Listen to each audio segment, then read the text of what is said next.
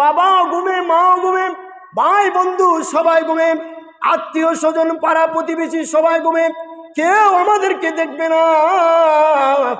কিন্তু আমার রব, আমার আল্লাহ তো আমাদেরকে দেখবে। ওই কথা স্মরণ করে যদি এত কাছাকাছি যাওয়ার পরেও গুনার কাজ ছেড়ে দিয়া চইলা আসতে পারে, এই এই ধরনের মুমিনদেরকে যে আল্লাহর কথা স্মরণ করে গুনাহের এত কাছাকাছি যাওয়ার পরেও ধাক্কা দিয়ে দুনিয়ার নর্দমা নিকৃষ্টতম পাপের জায়গা সুন্দরী নারীকে ফেলে দিয়া আল্লাহর কথা স্মরণ করে বলতে পারে আমার আল্লাহ তো দেখবে, দুনিয়ার কেউ না দেখলেও ওই রকম গুনাহ থেকে যারা বাইচা চলে আসতে পারে, আমার আল্লাহ এদের ব্যাপারে বলেন, ইন্নামাল মুমিনুনা আল্লাযীনা ইযা যুকিরাল্লাহু ওয়াজিলাত কুলুবুহুম, আমি আল্লাহর কথা স্মরণ করানোর পর যাদের অন্তরাত্মা কেঁপে ওঠে তারা হলো প্রকৃত মুমিন। আল্লাহু আকবার। এই জন্য প্রিয় ভাইয়েরা আমার, এই গুণ যাদের মধ্যে আসবে, আল্লাহর কথা স্মরণ হওয়ার পর গুনাহের কাজ ছেড়ে দিয়ে যে ফিরে আসতে পারবে, আমার আল্লাহ বলেন ওই লোকটা হলো প্রকৃত মুমিন। উলাইকা হুমুল মুমিনুনা হাক্কা।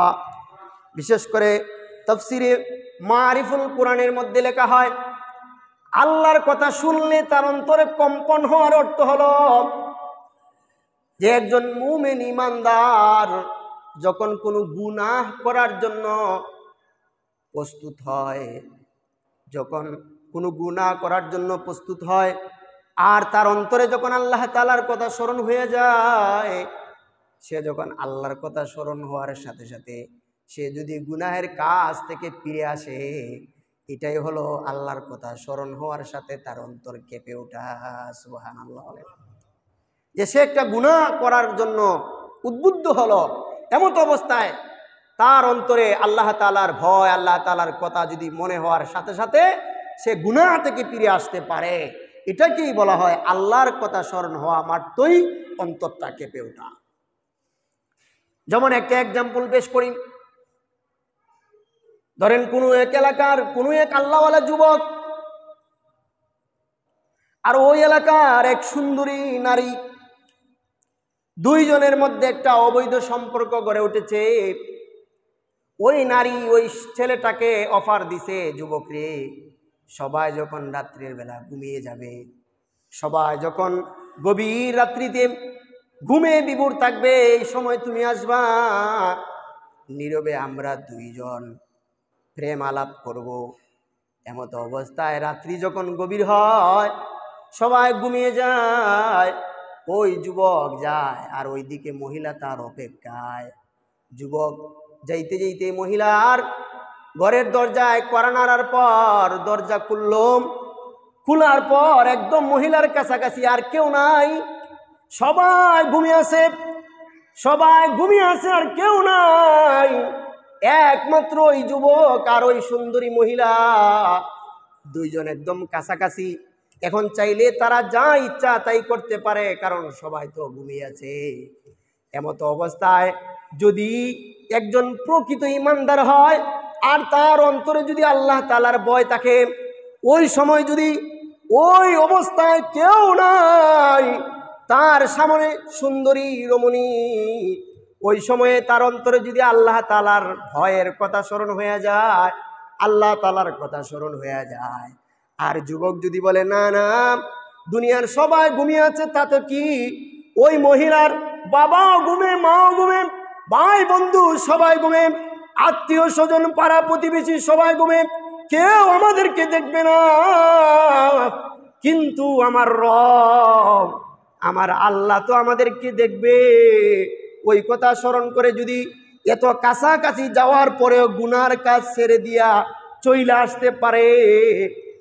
আসতে পারে, এই ধরনের মুমিনদেরকে যে আল্লাহর কথা স্মরণ করে গুনাহের এত কাছাকাছি যাওয়ার পরেও ধাক্কা দিয়ে দুনিয়ার নর্দমা নিকৃষ্টতম পাপের জায়গা সুন্দরী নারীকে ফেলে দিয়া আল্লাহর কথা স্মরণ করে বলতে পারে আমার আল্লাহ তো দেখবে, দুনিয়ার কেউ না দেখলেও ওই রকম গুনাহ থেকে যারা বাইচা চলে আসতে পারে।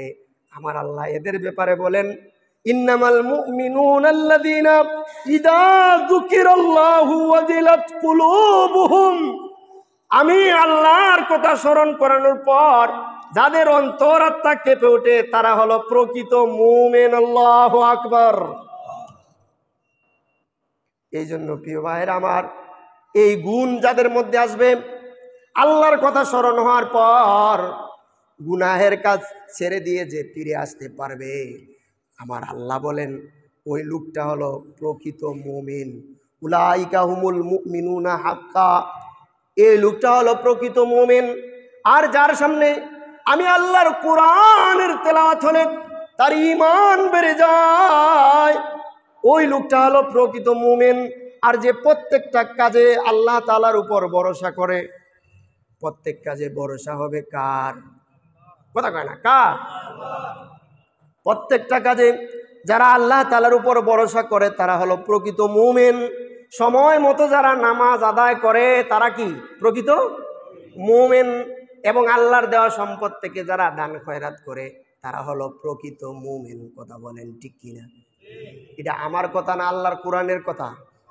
আল্লাহ বলছে, দেখো তোমার মাঝে এই 5 গুণ আসেনি, তোমার মাঝে এই 5 গুণ আসেনি। এবার আমাদের চিন্তা করার দরকার, যদি না থাকে এই গুণ অর্জন করার দরকার আছে না নাই?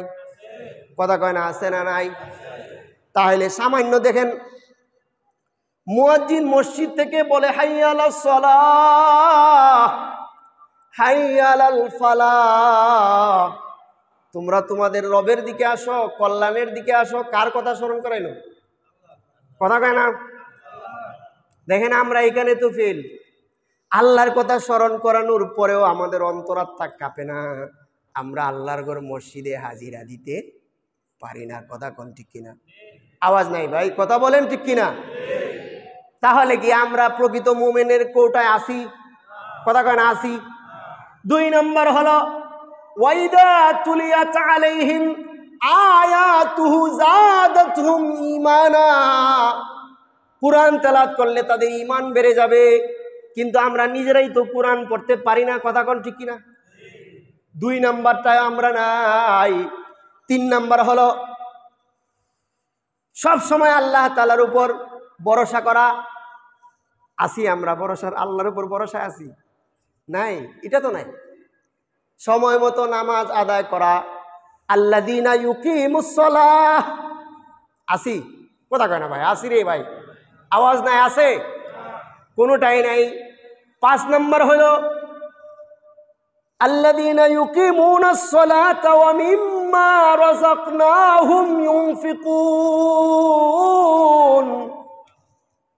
যে আমি আল্লাহ তোমাদেরকে যে সম্পদ দিছি এটা থেকে আমার রাস্তায় ব্যয় করো। আসি আমরা? তাইলে উলাইকা হুমুল মুমিনুনা হাক্কা আমরা হইতে পারলাম না। এই জন্য উলাইকা হুমুল মুমিনুনা হাক্কা হওয়ার দরকার আছে না নাই? আরো জোরে আছে না নাই? যদি প্রকৃত মুমিন হতে চাই তাহলে এই 5টা গুণ আমাদেরকে অর্জন করতে হবে। কথা বলেন ঠিক কিনা? আরো জোরে বলেন ঠিক কিনা? তাহলে আল্লাহর কথা স্মরণ হইলেই সব গুনাহের কাজ ছেড়ে দিয়া আমাদেরকে আল্লাহর মসজিদে আসতে হবে, আল্লাহ তাআলার শরণাপন্ন হতে হবে। যদি আমরা হতে পারি তাহলে আমরা মুমিন। আল্লাহর কোরআনের তেলাওয়াত যেখানে হয় ওইখানে যদি মন লাগায় বসতে পারি এবং ঈমানকে জিন্দা করতে পারি তাহলে মুমিন। প্রত্যেকটা কাজে যদি আল্লাহর উপর ভরসা করতে পারি তাহলে আমরা প্রকৃত মুমিন। আর সময় মতো আজান হওয়ার পরে যদি নামাজ আদায় করতে পারি তাহলেই এটা মুমিনের পরিচয়। আর আল্লাহ যে সম্পদ দিছে এই সম্পদ থেকে যদি আল্লাহর রাস্তায় আল্লাহকে সন্তুষ্ট করার জন্য সদকা করতে পারি, দান করতে পারি তাহলে প্রকৃত মুমিন। কথা বলেন ঠিক কিনা? তাহলে প্রকৃত মুমিন হওয়ার দরকার আছে না নাই? আল্লাহ তাআলা আমাদের সকলকে প্রকৃত মুমিন হওয়ার তৌফিক দান করুন। সকলে বলেন আমিন। আল্লাহ ইমানদারদের পরিচয় এটা সূরা আনফালের 2 নম্বর থেকে 4 নম্বর আয়াত পর্যন্ত আলোচনা করলাম। আল্লাহ পবিত্র